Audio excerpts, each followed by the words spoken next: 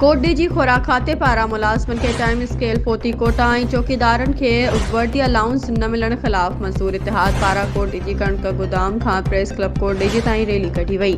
Coat DG rally में सॼी सिंध मां खुराक खाते जे मुलाजमन शिरकत कई। रैली में मौजूद अॻवाननि मीडिया सां ॻाल्हाईंदे चयो त काफ़ी सालनि खां सिंध गवर्नमेंट खुराक खाते जे मुलाजमन के नज़रअंदाज कंदी पई अचे।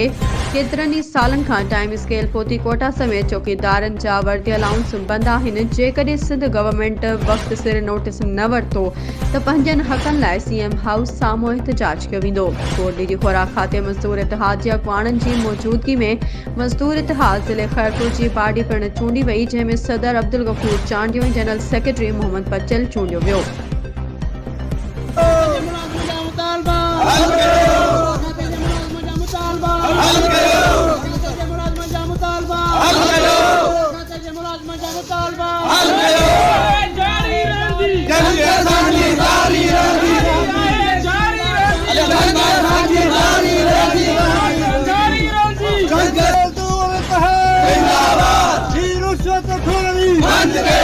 रुश्वत खोरी